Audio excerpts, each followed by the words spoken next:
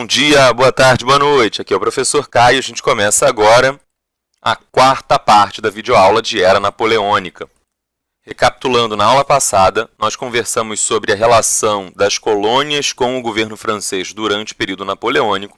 Falamos sobre as relações entre Napoleão e a Igreja e a autoproclamação de Napoleão como imperador dos franceses, o golpe de Estado que ele vai dar e o seu processo de coroação com uma enorme humilhação para o Papa, que é convocado para fazer a coroação, mas que acaba sendo apenas uma figura de segundo plano nesse processo. A gente vai voltar agora a falar da política externa francesa. Até aqui a gente vinha falando da relação da França com instituições que estavam dentro da própria França. Agora a gente vai falar da França em relação aos demais países da Europa, porque esse é um ponto extremamente importante dentro da Era Napoleônica. A Era Napoleônica vai ser um momento de expansão territorial francesa, de conquista de territórios vizinhos, de conflito com esses vizinhos. Então a gente precisa entender o que vai motivar esses inúmeros conflitos. Para começo de conversa, desde que a Revolução Francesa começou a acontecer em 14 de julho de 1789, desde os primeiros momentos, os países vizinhos, ainda vivendo sob uma lógica de antigo regime, nunca toleraram a Revolução. As forças vizinhas eram forças reacionárias, ou seja, contrárias ao processo revolucionário. O revolucionário é que quer fazer uma revolução, uma mudança intensa, brusca, significativa. Um reacionário é alguém que quer voltar ao estado anterior. Ele está reagindo contra a revolução que está acontecendo. Um conservador, por sua vez, é um indivíduo que não é nem um revolucionário, ele não quer mudar, também não é um reacionário, ele não quer andar para trás, mas ele quer apenas permanecer onde está. Então, a França ela teve que se confrontar, a França que vivia um momento revolucionário, um momento de caminhada para frente, de avanço e de mudança, teve que se confrontar com os conservadores, os indivíduos que queriam evitar esse tipo de mudança, e também com os reacionários, aqueles que queriam caminhar para trás e voltar para o antigo regime. Ainda durante o processo da Revolução Francesa, década de 1790, vai se formar a chamada Primeira Coligação Antifrancesa, mas não acaba aqui. No finalzinho da Revolução, início do período napoleônico, a gente vai ter a Segunda Coligação Antifrancesa, mas também não para aqui. Para você ter uma ideia, essas vão ser as alianças de países vizinhos à França, lá na Europa, que vão buscar lutar contra a França e lutar contra a Revolução Francesa. A gente vai ter a Primeira Coligação, que aconteceu ali entre os anos de 1793 e 1797, ou seja, durante ainda a Revolução. Vamos ter a Segunda Coligação Antifrancesa, uma aliança de países que vai se formar em 1799 e que vai durar até 1802, quando vão ser derrotados por Napoleão. E aí agora a gente já está falando do período do consulado, Napoleão à frente do governo. Mesmo assim, os países vizinhos derrotados não aceitaram a derrota, muito bem, e vão formar uma terceira coligação, que vai se estender de 1803 até 1806. Como se isso não fosse suficiente, derrotada a terceira coligação antifrancesa em 1806, vai se formar uma quarta coligação no mesmo ano de 1806 e vai durar até 1807. E, derrotada essa coligação de 1806 a 1807, vai se formar uma quinta coligação durante o ano de 1809 e uma sexta coligação de 1813 e 1814. Teremos uma sétima coligação antifrancesa também, mas a gente fala dela no finalzinho, já está dentro de um outro contexto, um outro momento. O que eu preciso que você entenda aqui agora é: não, você não precisa memorizar esse tanto de data. Inclusive, é completamente irrelevante que você memorize essas datas, ou inclusive que memorize quantas coligações antifrancesas foram. Isso nunca será uma pergunta de prova minha. Diga quantas coligações antifrancesas se formaram entre a Revolução e o período napoleônico. Isso não é o tipo de coisa que eu quero questionar para você. O que eu preciso que você entenda aqui é o seguinte: não bastou uma, duas, três tentativas de derrotar a Revolução Francesa. Foram 7 as tentativas, e aí eu coloquei até a sexta aqui, mas foram 7 as tentativas de destruir o que a Revolução Francesa vinha criando. Isso é sinal de alguma coisa. Para que os inimigos da França tenham tido tanta tenacidade, tanta perseverança em formar uma união ou formar várias uniões, e aí o importante dizer é que essas uniões não foram sempre formadas pelos mesmos países, a composição de cada uma dessas coligações variou.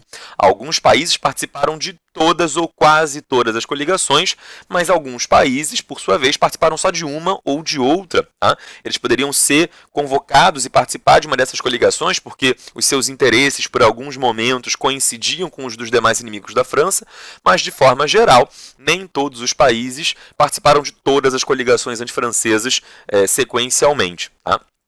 Tem um país que vai participar da maioria dessas coligações, que é a Inglaterra, né, a Grã-Bretanha, o Reino Unido. Alguns outros países que também vão participar de muitas dessas coligações antifrancesas vão ser a Áustria, a Rússia e um país que hoje, em 2020, já não existe mais, chamado de Prússia. Tá? Mas a Prússia, ela mudou de nome, ela se modificou, o seu território se expandiu e ela se transformou na Alemanha.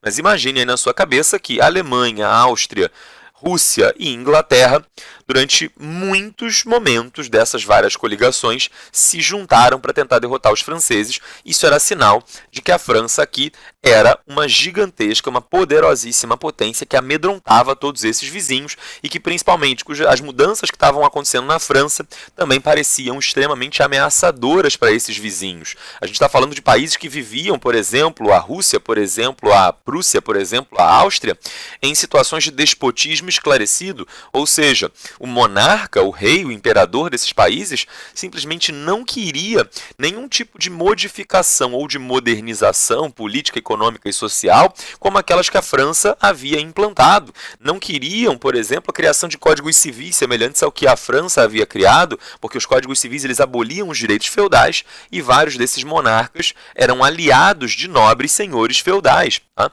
Não queriam, por exemplo, a abolição da monarquia, né? Que foi uma coisa que aconteceu durante a Revolução Francesa, e eles temiam que com o espalhamento desse processo, com a disseminação desse processo revolucionário pela Europa, o seu próprio poder pessoal de cada um desses imperadores poderia ser ameaçado e afetado. É por isso, então, que eles vão demonstrar uma grande tenacidade, um grande esforço concentrado de derrotar a Revolução Francesa.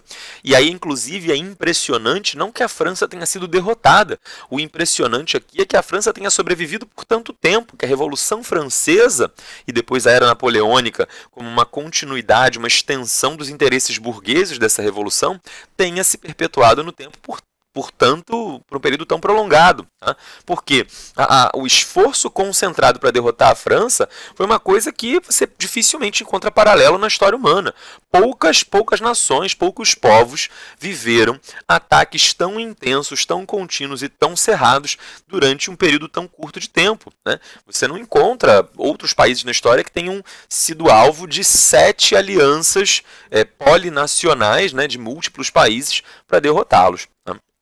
O grande país aí que vai ser o principal responsável por essas várias alianças e que vai ter um papel articulador importante nessas alianças vai ser a Inglaterra, tá? E Napoleão, sabendo que a Inglaterra tinha um grande poderio naval, e a Inglaterra aqui estava numa condição peculiar em relação aos outros países, tá? A Inglaterra, de todos os demais países da Europa, a Inglaterra, pelo menos desses países da Europa que estão contra Napoleão, a Inglaterra era um único país insular, que estava numa ilha. Tá? A gente tem, por exemplo, a Islândia também, que é um país europeu insular, mas a Islândia, nessa época, era uma colônia, não era nem um país independente, era a colônia da Dinamarca, tá? E também não estava lutando contra Napoleão. Então, todo o continente europeu estava ao alcance das tropas terrestres de Napoleão. Napoleão poderia, marchando, andando, literalmente, um pezinho na frente do outro, de ponta a ponta da Europa, invadir qualquer país. No caso da Inglaterra era um pouco mais complicado, porque as tropas de Napoleão ainda não haviam aprendido a caminhar sobre as águas. E Napoleão sabia que para chegar na Inglaterra era necessário passar pelo Canal da Mancha, passar pelo mar, e para passar pelo mar você precisava de navios, só que o problema é que a Inglaterra ela tinha uma frota naval, né, um poderio naval muito maior do que o de Napoleão. Então, ainda que ele tentasse colocar suas tropas em navios, provavelmente esses navios franceses seriam interceptados no meio do caminho por navios britânicos, seriam afundados pelos navios britânicos e Napoleão perderia os seus exércitos. Então, qual era a solução do ponto de vista de Napoleão? Fazer uma frota naval, fazer uma marinha mais poderosa do que a marinha inglesa, que era muito difícil, muito complicado, levava tempo, e Napoleão precisou investir um bom dinheiro para a construção desses inúmeros navios. Ele realiza isso, ele constrói os navios, e aí a gente percebe nessa charge aqui da época as pretensões de um lado de Napoleão, as ambições de Napoleão, que está representado do lado direito da charge, com uma casaca, um uniforme azul, um chapelão grandão, cheio de plumas, as plumas aí também de cores branca, azul e vermelha, representando as cores da bandeira francesa. Ele carrega na cintura também uma faixa tricolor para representar a bandeira francesa, e você percebe também pela própria fisionomia do Napoleão, né, da charge, que é o Napoleão Bonaparte, obviamente sendo representado com uma cara bem feia, uma cara gulosa e gananciosa. Tá? Do outro lado você vê um indivíduo de casaca vermelha, que era a cor típica do uniforme dos soldados britânicos, representando aí o primeiro-ministro britânico na época, mostrando que esses dois países eles tinham uma disputa, uma luta, para ver quem ia pegar uma maior fatia do planeta. Tá? A Inglaterra ela tinha um poderio naval que se estendia por todo o planeta Terra. Né?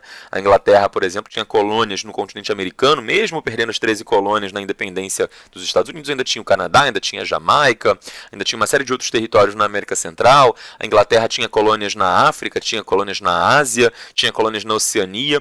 Então você percebe aí, né, a Inglaterra pegando nessa charge uma fatia gigantesca, né, do planeta, metade do planeta, enquanto Napoleão tenta pegar um naquinho, uma fatiazinha da Europa, e percebe que na fatiazinha da Europa que Napoleão está pegando não está incluída a própria Inglaterra. Tá? A Inglaterra é esse pedacinho aí que fica de fora das pretensões napoleônicas, mas percebe esses dois blocos de poder, ingleses de um lado e franceses do outro, lutando pela hegemonia, pelo predomínio mundial. Napoleão, então, vai construir uma gigantesca marinha, uma poderosa e bem armada marinha, para colocar essa marinha para lutar contra a Inglaterra. Tá? E nesse momento, a França conseguiu estabelecer uma aliança com a Espanha lutou ao lado da França, tá? Existia já uma aliança prévia entre França e Espanha, que datava mesmo da época dos Bourbon, que datava da época da monarquia francesa, e Espanha e França vão se juntar contra a Inglaterra. A Espanha sempre também teve uma certa oposição, uma certa rivalidade em relação aos ingleses, que vinha lá dos séculos XV e XVI. Tá? Então, nesse momento, se juntam as frotas francesa e espanhola para lutarem contra a frota inglesa. Tá? Eles vão fazer uma batalha no litoral da Espanha, numa região próxima ali da Espanha chamada Trafalgar. Tá? Na Batalha de Trafalgar, uma batalha naval, os navios franceses e espanhóis combinados, tá? Comandados pelo almirante Pierre Villeneuve, do lado francês, tá? Do lado franco-espanhol, né? Ou hispano-francês. O almirante Villeneuve ele comandava essas frotas, né, combinadas para tentar derrotar a frota inglesa que estava sendo comandada pelo almirante Horatio Nelson, tá? Horácio Nelson. Almirante Nelson é essa a forma mais comum pela qual ele é chamado. O almirante Nelson está sendo representado nessa imagem aí do lado esquerdo, e você, se for atento, perceptivo, vai notar que na roupa, né, pintado aí a imagem do Nelson, você vê que a roupa dele, o braço direito da imagem, né, o braço dele na imagem, a manga da camisa está presa nos botões da camisa, né, da casaca, porque ele não tinha o braço direito. Tá? Ele havia sofrido um ferimento numa batalha anterior, o Nelson já havia comandado frotas inglesas contra Napoleão em outras batalhas. Em uma delas, ele havia sido atingido e perdido um braço. Tá? Não só isso, né? O almirante Nelson aí também nessa batalha de Trafalgar ele vai ser atingido no olho, vai perder o olho, e mesmo assim vai continuar comandando, vai continuar lutando, vai ser atingido novamente, e aí esse último ferimento vai ser um ferimento mortal, ele vai acabar falecendo em virtude desse ferimento que sofre, mas mesmo assim ele conseguiu comandar a batalha por tempo suficiente do lado inglês, a ponto de derrotar os franceses e os espanhóis. Então a situação de Napoleão, que já era crítica antes, porque desejava invadir a Inglaterra, mas sabia que os ingleses tinham uma poderosa marinha, Napoleão faz um enorme esforço de fazer também uma marinha e colocá-la para lutar contra os ingleses, mas Napoleão acaba sendo humilhantemente derrotado e massacrado. Tá? O comando da frota não era pessoalmente do Napoleão. Napoleão ele era um comandante, né, de frota terrestre, de infantaria, de artilharia, de cavalaria, mas não um comandante naval. Mas essa derrota dos franceses vai marcar um ponto crítico aqui, porque a França, a partir desse momento, ela abandona as suas pretensões navais. A França, ela finalmente, nesse momento, aceita a realidade dura e entende o seguinte: nós franceses não conseguimos bater os ingleses na água. A gente talvez consiga derrotar os caras em batalha terrestre, mas aí para isso os ingleses eles têm que estar dispostos a colocar as tropas deles terrestres para nos combater. Aí a gente talvez consiga derrotá-los. Mas enquanto eles estiverem isolados lá na ilha deles, a gente nunca vai conseguir invadir o território deles, então vamos desistir dessas pretensões navais, dessas pretensões que a gente tem aí de criar frota, porque o negócio da França nesse momento aqui não é navio, o negócio da França é combate terrestre. Tá? O Nelson acaba falecendo nessa batalha, vai virar uma espécie de herói inglês, tá? Se você em algum momento da vida conseguir visitar a cidade de Londres, saiba que bem no centro de Londres existe uma praça chamada Praça Trafalgar, Trafalgar Square, e no centro dessa praça existe uma estátua em homenagem ao Almirante Nelson. Se você, obviamente está em pandemia, a gente está no meio de uma pandemia agora e você não pode sair de casa. Se você tiver muita curiosidade, tenta jogar aí no Google Imagens, tá? Trafalgar Square, ou estátua de Nelson, Praça Trafalgar, ou enfim, tenta olhar aí pelo Google Maps, tenta fazer o Google Street View e ver se você consegue passear por Londres, pelo menos, nem que seja virtualmente, e ver a estátua do Almirante Nelson, para você ter essa noção de como o Nelson foi considerado um sujeito realmente importante de destaque, porque foi graças a ele que foi possível virar essa maré, e os franceses desistiram, abriram mão dos seus planos de conquista do próprio território britânico. Mas, obviamente, Napoleão não vai desistir de derrotar a Inglaterra. Ele percebe que ele não consegue derrotar a Inglaterra militarmente, porque ele não consegue levar suas frotas terrestres até lá, e porque ele não tem capacidade de derrotar as frotas navais, poderio naval inglês. Então Napoleão decide adotar um outro plano, uma outra estratégia, que era derrotar a Inglaterra economicamente. A Inglaterra, nesse momento, já havia feito a primeira Revolução Industrial, você deve lembrar disso. Isso significava que a Inglaterra tinha uma produção industrial, uma produção de mercadorias cada vez maior, e num sistema capitalista não basta você produzir a mercadoria, você precisa vender a mercadoria. Então, de forma geral, a Inglaterra ela era uma espécie de oficina do mundo. Tá? Ela produzia mercadorias industrializadas e fornecia essas mercadorias para o planeta inteiro. O planeta inteiro comprava produto industrializado inglês. Espanha, Portugal, Rússia, Dinamarca, Suécia, Noruega, regiões da Itália, enfim, todo mundo comprava produto industrializado inglês. Se quisesse industrializado, tinha que ser inglês, porque só a Inglaterra tinha indústria nesse momento. Napoleão, então, teve a seguinte brilhante ideia.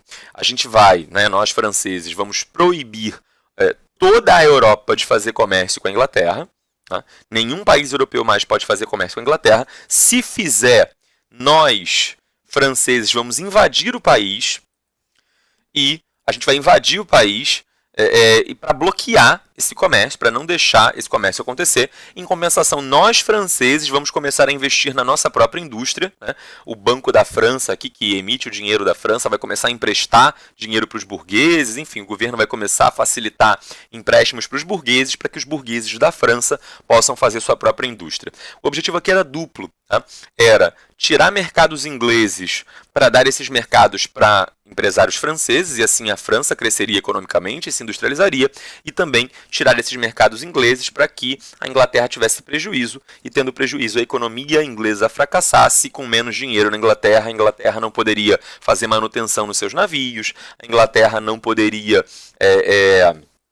manter o seu poderio militar, não teria grana para as armas, tá? E em algum momento a Inglaterra se sentiria pressionada, empobrecida, e entenderia que a única forma de mudar esse quadro era mandar as suas tropas terrestres até Napoleão.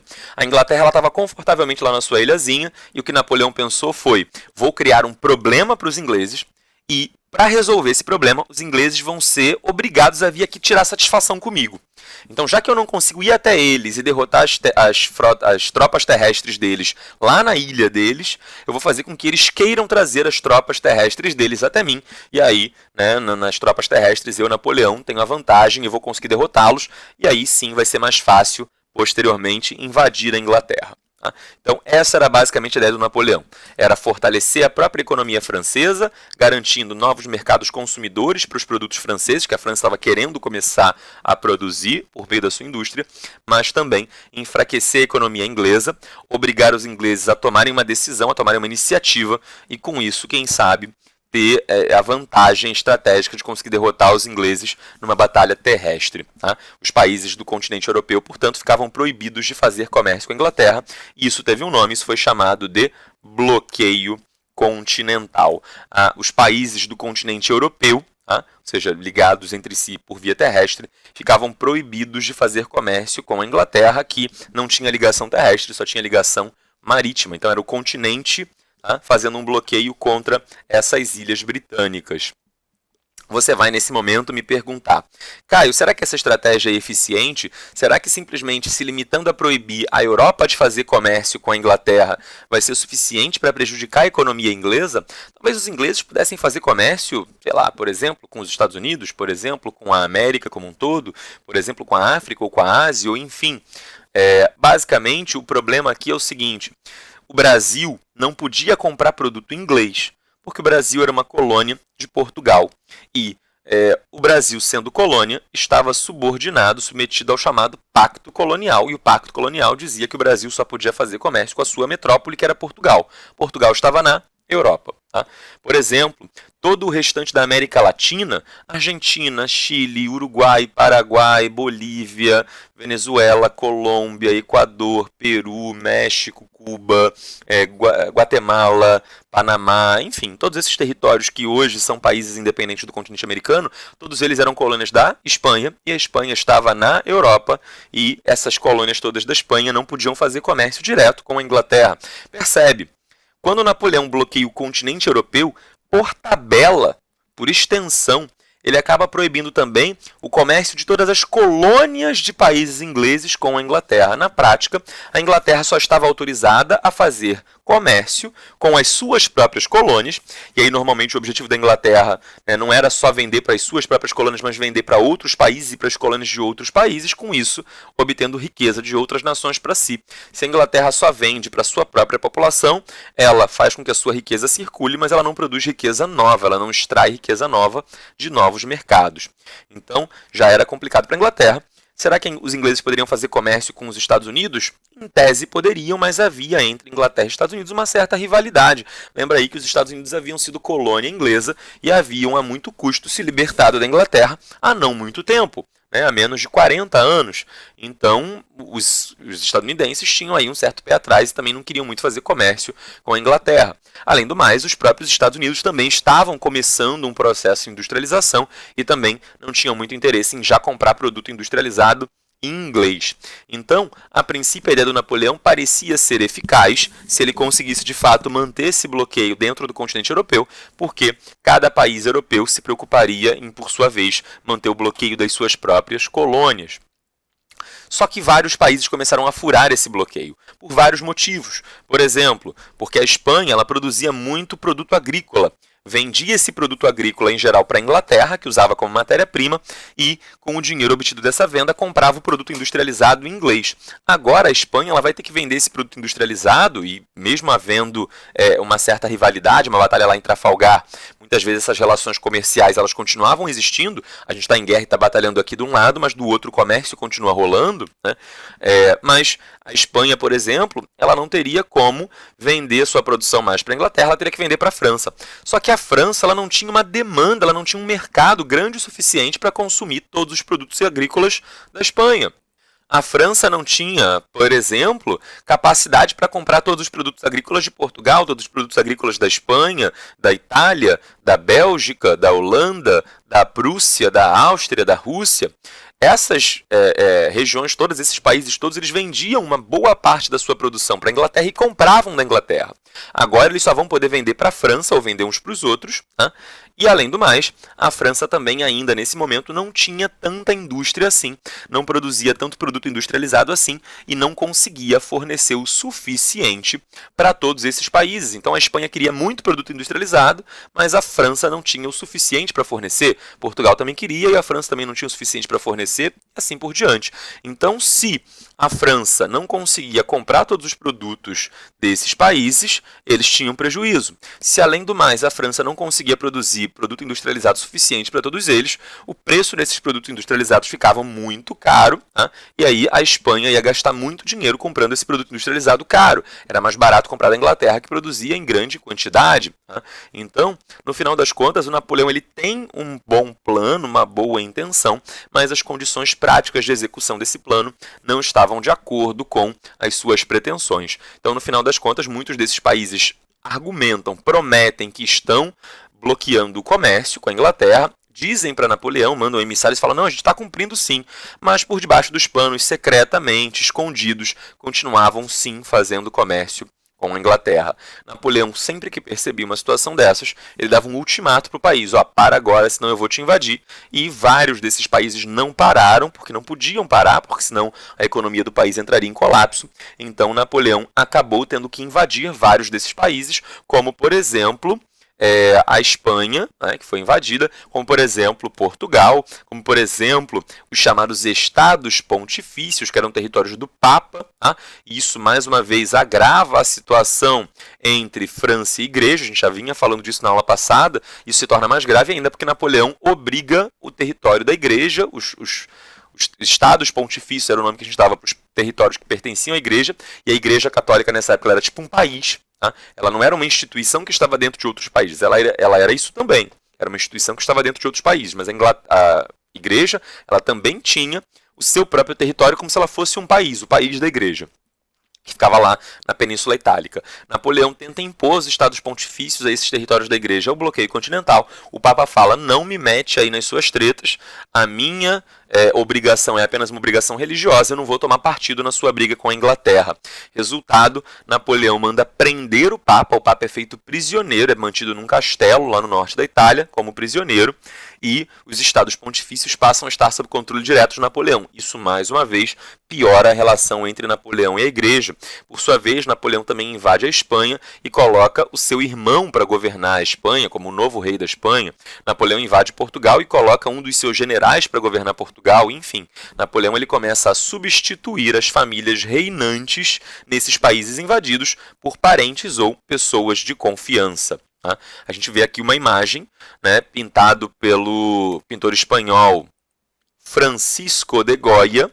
Francisco de Goya foi um pintor espanhol do começo do século XIX e ele retratou essa cena em que tropas francesas, do lado direito, com os seus rifles, os seus mosquetes apontados, fuzilam espanhóis do lado esquerdo, os espanhóis aqui que estavam lutando e resistindo contra a dominação francesa. Você percebe que o fundo do quadro ele é todo escuro, o céu está todo escuro, você percebe que mesmo os pontos mais claros do quadro, ainda assim, são bem escuros, as tonalidades, as tintas são bem pesadas, justamente porque o Goya está tentando demonstrar aqui a enorme dor e sofrimento pelo qual a população da Espanha vinha passando com a invasão francesa. Então, você percebe a França, que foi aliada do Napoleão lá na Batalha de Trafalgar, rapidamente acaba sendo alvo de Napoleão, mudando de posição, porque as pretensões de Napoleão eram pretensões muito autoritárias, ele queria dominar todo mundo o tempo inteiro, e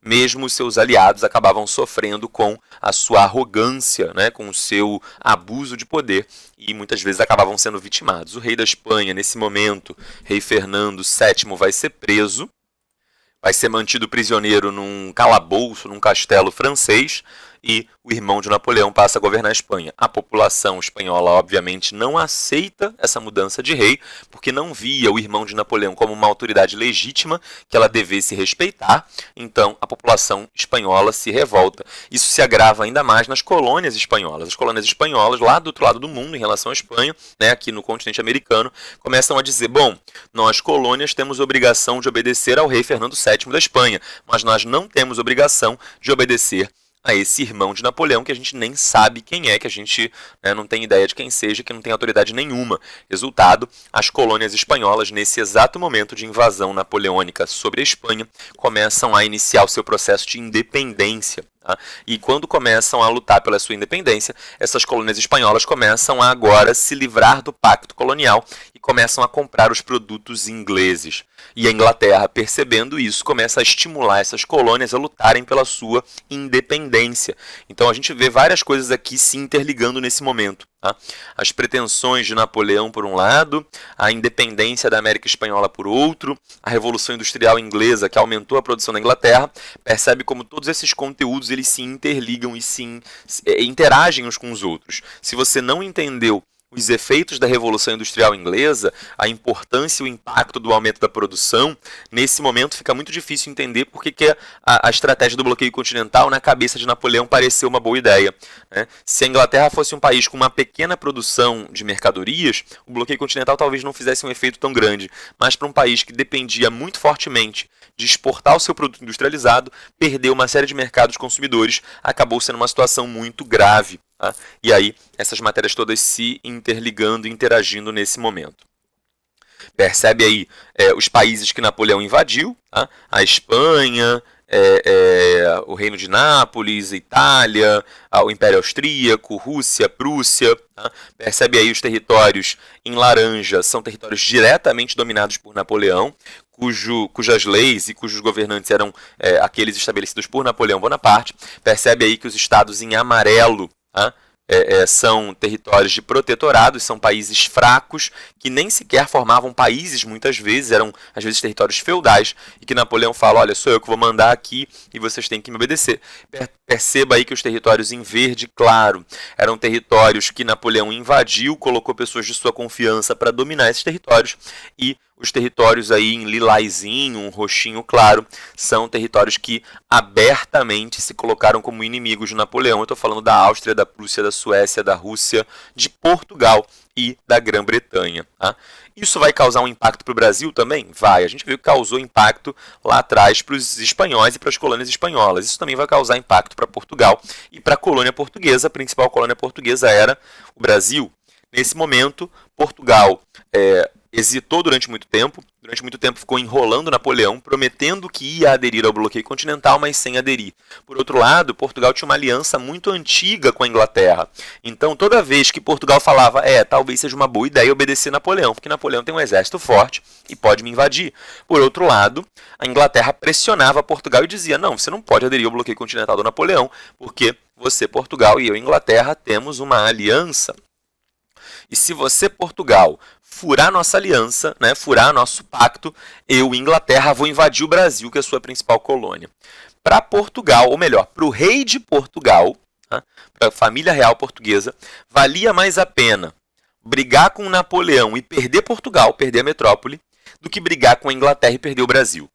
Por que valia mais a pena perder Portugal do que o Brasil? Porque, basicamente, Portugal não produzia nada nesse momento. Tá? Portugal dependia, a economia portuguesa dependia do ouro que vinha do Brasil. Lembra aí da mineração, né? Do ciclo do ouro no Brasil? Então, sem o Brasil, Portugal não era nada. Sem Portugal, o Brasil continuava sendo muita coisa. Do ponto de vista da família real portuguesa, valia a pena manter a aliança com a Inglaterra e ignorar as demandas francesas. Só que com isso, a França decide invadir Portugal. E o grande problema é que quem governava Portugal nessa época era a rainha Dona Maria I, que era mentalmente incapaz. Ela foi apelidada de Maria a Louca. Ela tinha um distúrbio mental, um transtorno mental literal. Tá? Não é que nem a menina que chama a sua amiga, sua louca, né? Porque, sei lá, fez uma coisa ousada. Não, é loucura mesmo, diagnóstico médico de incapacidade mental. Tá? Hoje em dia se fala até talvez que ela tivesse um transtorno bipolar, né, alguma coisa do tipo, uma demência, ninguém sabe muito bem, é muito difícil estabelecer qual era o diagnóstico. O fato é que a rainha ela não tinha a menor noção da realidade ao seu redor. Então ela era rainha, você não vai poder tirar o poder dela, porque ela é rainha, ponto final, acabou. Mas quem de fato mandava no país era o seu filho. Tá? O seu filho, que era o príncipe Dom João. Posteriormente, esse jovem príncipe vai virar, né, quando ele for coroado, vira rei, ele vai virar o rei Dom João VI. Mas nesse momento da invasão francesa a Portugal, ele ainda era o príncipe regente Dom João. A gente vai ter um bom momento aí para falar sobre Dom João, suas características mais para frente, mas o que interessa saber é que Dom João não era o filho mais velho, portanto ele não era o filho que estava planejado para virar o rei. para ser o herdeiro. Tá? Ele tinha um irmão mais velho, mas o irmão mais velho vai pegar uma doença e vai morrer, tá? Na adolescência, né, antes de virar rei. E aí o trono, né, a herança, a futura herança do trono, caiu no colo de Dom João. Dom João, sabendo que não ia ser, né, ou num primeiro momento, esperando não ser o herdeiro, recebeu pouco estudo, tá? Recebeu pouco treinamento, era um sujeito medroso, que sofria bullying, né, que tinha uma série de problemas psicológicos, emocionais, era um sujeito todo cheio de traumas, e por isso, né, sendo despreparado e medroso, ele demorou muito tempo para tomar uma iniciativa, tomar uma decisão sobre qual lado ele ia escolher, se o lado francês ou se o lado inglês. Ele só, de fato, toma a decisão definitiva quando as tropas francesas já estavam dentro do território português. As tropas francesas estavam a uma distância de um tiro de canhão da capital de Lisboa. Tá? Com um canhão francês dando um tiro, eles conseguiam acertar, né, ali os subúrbios de Lisboa. Nesse momento, Dom João fala, bom, tá aí, parece que não tem mais o que fazer, a gente agora tem mesmo que ficar do lado inglês, aconteça o que acontecer. Dom João entra num navio, junto com a sua família e mais um bando de nobres portugueses, e fogem para o Brasil. Essa é a fuga da família real portuguesa para o Brasil.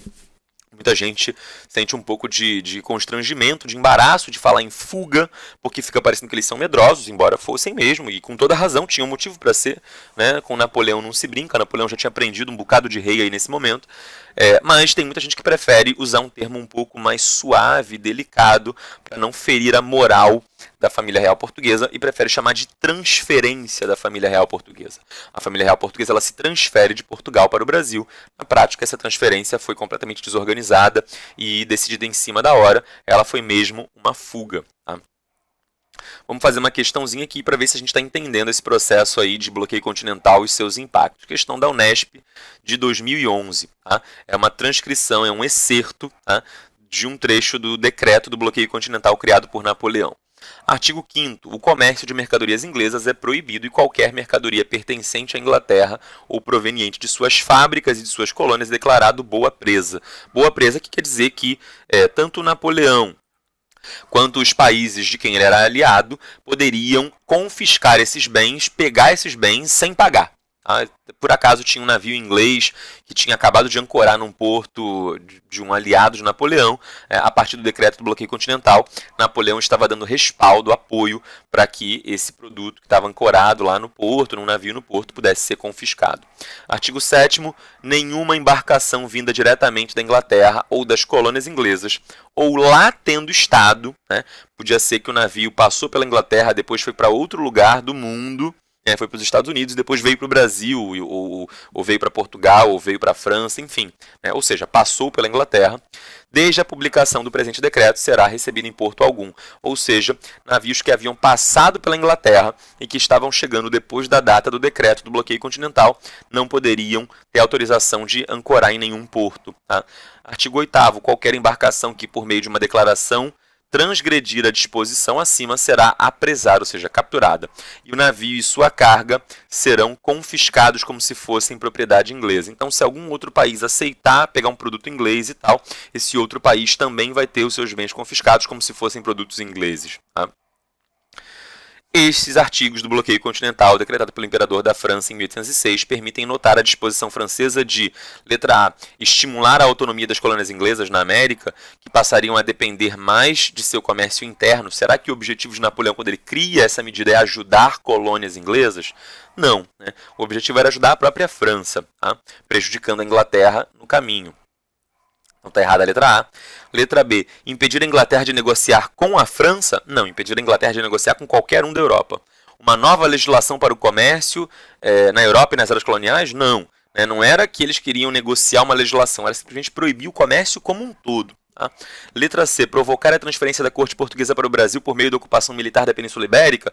Ora, essa foi uma das consequências da ação do bloqueio continental? Foi. Tá? Isso aqui é uma consequência legítima, verídica, que realmente aconteceu do bloqueio continental? Sim, só que aqui ele não está perguntando consequências do bloqueio continental, mas sim qual era a disposição francesa, ou seja, qual era a intenção, qual era o objetivo. Será que Napoleão, quando ele cria o bloqueio continental, ele pensa assim, eu vou fazer um bloqueio aqui porque eu já sei que Portugal vai desobedecer e eu já sei que eu vou ter que invadir Portugal? Não, obviamente Napoleão, quando cria o decreto do bloqueio, ele esperava, ele desejava, ele tinha o sonho e a expectativa de que o seu decreto, que o seu bloqueio fosse respeitado e seguido. Então, embora a letra C apresente uma consequência que efetivamente aconteceu, isso não representa a disposição, o objetivo dos franceses. Letra D de dado, ampliar a ação de corsários ingleses no norte do Oceano Atlântico e ampliar a hegemonia francesa nos mares europeus. Não, ele não queria ampliar a hegemonia francesa nos mares porque, basicamente, Napoleão já havia decidido abandonar quaisquer pretensões náuticas navais, porque sabia que depois de Trafalgar ele não tinha condição de enfrentar os ingleses no mar, no mano a mano, tá? Em primeiro lugar. Segundo lugar, corsários era uma atividade que praticamente já estava em desuso, já estava em declínio nesse momento aqui. Os corsários eles foram muito comuns lá na época da Elizabeth I, da época do Tudor. Tá? É um outro contexto, também não tem muito a ver com isso aqui não. Letra D de dado está incorreta. Letra E, o objetivo de Napoleão e do bloqueio continental era debilitar, ou seja, debilitar é a mesma coisa que enfraquecer economicamente a Inglaterra, que estava nessa época em processo de industrialização. E como é que ele queria limitar a Inglaterra que estava em processo de industrialização? Limitando o comércio da Inglaterra com o restante da Europa. Isso aqui é verdadeiro? É. Esse é o gabarito? Provavelmente. Tá? Vamos marcar isso aqui e ver o que a Unesp diz pra gente. Sim, a Unesp confirma pra gente que a letra E é o gabarito correto. Napoleão ele percebe que muitos países estavam furando o bloqueio e começa a invadir esses países. Tem um país em especial que começou a furar o bloqueio continental e Napoleão falou, opa, preciso atacar esse país para obrigá-lo a obedecer ao bloqueio continental. Que país era esse? A Rússia. Só que no caso da Rússia, a situação ficava muito mais complicada do que invadir a Espanha, invadir Portugal, invadir a Itália, ou mesmo invadir a Áustria e a Prússia. Esses eram países que estavam relativamente ao alcance de Napoleão, que estavam próximos territorialmente, que eram países pequenos, de população relativamente pequena, com exércitos também bem limitados, e isso tudo facilitava a invasão de Napoleão sobre Espanha, Portugal, Itália, Prússia, Áustria. Isso era tranquilo. A Rússia trazia uma complicação extra porque a Rússia era o país mais distante da França, dentro da Europa. Dentro do continente europeu não havia país mais distante da França, portanto, as tropas francesas precisavam se deslocar muito. Além disso, a Rússia é o maior país da Europa e também, até hoje, o maior país do mundo, já era nessa época. Então, você não está invadindo um paísinho pequenininho. Tá? Além disso, a população russa era bastante grande, o que permitia que a Rússia formasse um exército muito numeroso. Então, agora, para impedir a Rússia de furar o bloqueio continental, para obrigar os russos a se manterem dentro das regras do bloqueio, Napoleão vai precisar organizar a maior expedição militar que ele já havia feito. Ele precisa convocar muitos soldados. Tá? O exército francês ele já era um exército grande, mas ele precisa aumentar ainda mais em tamanho. E Napoleão vai chamar esse grande exército que ele vai formar de Grande Armée.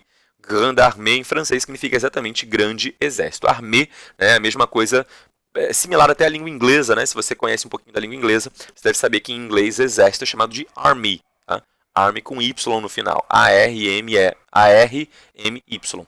Em francês se fala armée, você troca o Y por dois E's, um deles com acento. Grande em francês é a mesma escrita que no português, significa grande mesmo. Tá? Então, o grande exército, o Grande Armée. Tá? Napoleão vai reunir aqui 650 mil soldados. Grande parte deles é francês, mas muitos desses soldados não são franceses, são de países aliados da França, por exemplo, soldados espanhóis. Tá? Lembrando que a Espanha, nesse exato momento, estava sob o poder do irmão de Napoleão, então era considerado um país aliado de Napoleão. E aí, Napoleão manda uma mensagem para seu irmão e fala, pô, maninho, manda aí, sei lá, uns 50, 100 mil soldados se você conseguir para compor o meu exército. Tá? Então você vai ter um monte de francês, mas também um monte de espanhol, um monte de italiano, um monte de austríaco, porque a Áustria já havia sido invadida por Napoleão em momentos anteriores e obrigada a se aliar com a França. Tá? Mesma coisa na Prússia, enfim, é uma série de territórios ali que estavam sob controle de Napoleão. Napoleão vai formar esse gigantesco exército, tá? E a estratégia do Napoleão era simples. Tá? A Rússia é um país grande demais para ser todo dominado. Então, Napoleão pensava fazer uma espécie tipo de, sei lá, um pique-bandeira. Eu não preciso pegar tudo, eu só preciso pegar a bandeira. Eu não preciso pegar o país inteiro, eu só preciso pegar a capital da Rússia. A capital da Rússia era Moscou. Então, a grande intenção, o grande objetivo de Napoleão era invadir a Rússia, marchar diretamente em direção à capital, ocupar a capital do país e esperar que o czar, desesperado, com medo, pedisse arrego e falasse: tudo bem, desisto, me rendo, vou obedecer aos franceses. Acontece que o czar, ele foge da Rússia, ele foge de Moscou e transfere a capital da Rússia para outra cidade, a cidade de São Petersburgo, é uma cidade que fica lá no noroeste da Rússia, é uma cidade litorânea. Moscou é uma cidade que fica bem no interior do território, não tem mar em Moscou, mas ele transfere a capital para São Petersburgo. São Petersburgo era uma cidade que tinha sido fundada, por Pedro o Grande. Pedro o Grande tinha sido um déspota esclarecido da Rússia, e o despotismo esclarecido foi do século anterior, então era uma cidade relativamente nova, era uma cidade planejada, uma cidade super moderna comparada com outras da Rússia, uma cidade relativamente grande, não tanto quanto Moscou, mas razoavelmente grande, uma cidade moderna e planejada, e chamava São Petersburgo, São Peter, São Pedro. Burgo significa cidade em alemão. Então, cidade de São Pedro, São Petersburgo. E São Petersburgo era uma cidade ali que vai ser a nova capital russa a partir da invasão de Napoleão Bonaparte. Muita gente tende a projetar que Moscou sempre foi a capital e sempre imaginar Moscou como capital. Moscou sim foi capital por um longo tempo no passado, é a capital hoje, mas durante um breve espaço de tempo ali, a partir das invasões napoleônicas, a capital russa é transferida para São Petersburgo e o czar, o imperador russo, vai para São Petersburgo, que ficava muito mais distante do alcance de Napoleão. As tropas russas, num primeiro momento, estavam em menor número. Quer dizer, tecnicamente, as tropas russas elas eram maioria. Só que as tropas russas elas estavam espalhadas por todo o território do país. Se fosse somar todos os exércitos da Rússia, era mais do que a Grande Armée. Mas, como essas tropas estavam espalhadas, as que estavam próximas da fronteira e que serviram para combater o Napoleão, elas estavam em menor número. Então, o objetivo do exército russo era sempre evitar batalhas decisivas. À medida que Napoleão chegava, a tendência sempre era que houvesse sempre pequenas batalhas e que as tropas russas fugissem. E quando essas tropas russas estavam em fuga, elas adotavam uma tática chamada tática da terra arrasada. Em que consiste essa tática da terra arrasada? Já que você vai perder um território, você vai perder uma cidade, destrua a sua cidade antes de ir embora. Porque você vai perder de qualquer jeito? Óbvio que vai. Você já perdeu aquela cidade, você foi derrotado na batalha, ou, enfim, o inimigo vai capturar a tua cidade, não tem o que você possa fazer. Então, já que ela não vai ser mais sua, destrói ela antes, porque pelo menos ela também não vai servir para ajudar o inimigo. O objetivo era o seguinte: destruindo as cidades pelo caminho, destruindo a infraestrutura, os territórios pelo caminho, os russos perdiam aquela cidade, mas os franceses também não poderiam tirar grande proveito dela, já que aquela cidade toda destruída, com seus prédios destruídos, não poderia servir de abrigo para as tropas francesas. Napoleão invade a Rússia no começo do verão, só que à medida que ele vai avançando no território, o tempo vai passando e vai chegando o inverno. Quando chega o inverno, a gente está falando na Rússia de temperaturas de 38 graus abaixo de zero.